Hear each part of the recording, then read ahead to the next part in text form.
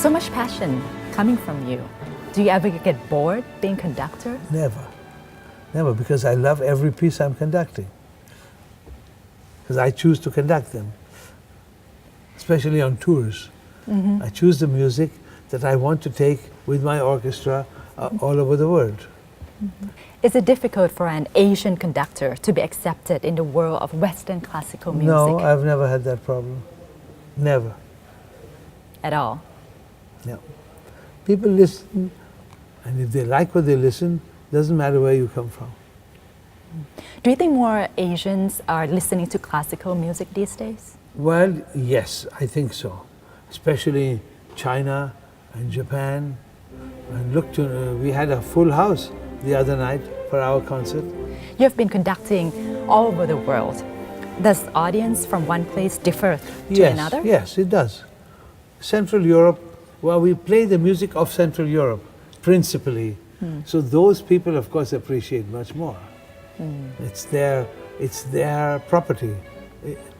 They learned it with their mother's milk, this music.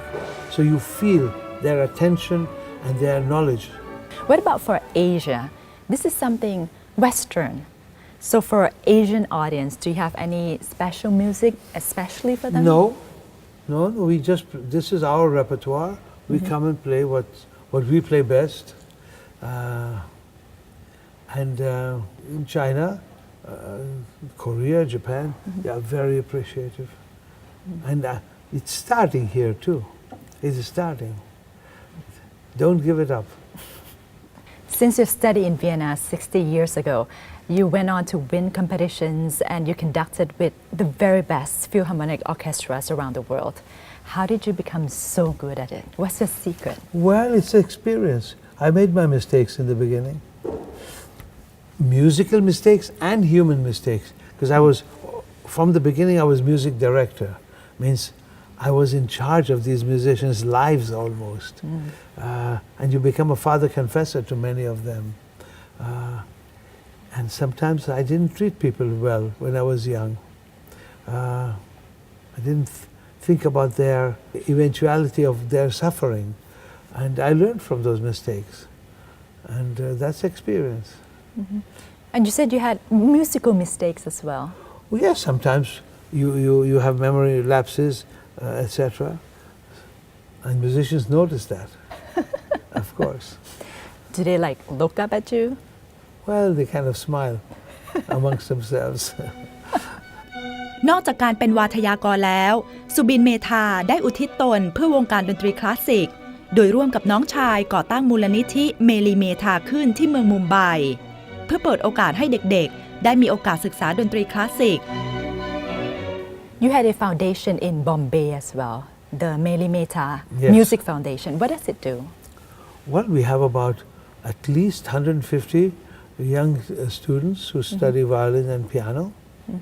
Recently, they even went on a trip to Japan to play with Japanese kids. It's a problem getting teachers for them, to teach them in India, so sometimes we send from outside. And hopefully, one day, there will be a great soloist amongst them. It's too early to say as yet. You have won many awards and many honors, but what is your proudest moment? With the Israel Philharmonic, we've had many heart-wrenching moments during crises. Right now, in the month of July, I was there when the bombs were coming on from Gaza and the Israelis were repelling the attack. And we were playing at the same time. Houses were full. So it's not one or two occasions. It's continuous existence in Israel is a crisis. And children and grown-ups, they grow up with that crisis. Hopefully it will end one day. Hopefully the radicals on both sides will put their heads together and say, we can't go on like this anymore.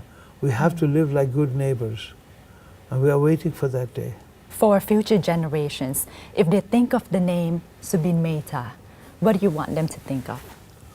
That I was an honest musician, that I tried my best to give them the spiritual message of the composer, and that with the Israel Philharmonic, for instance, up to now I've done more than 3,000 concerts. So there's a lot of message going out. Hopefully those people who have heard this great orchestra play, they have imbibed something from that and gone home better people. How do you keep your passion alive throughout all these Well, years? it's the love for this music. I love every moment of it.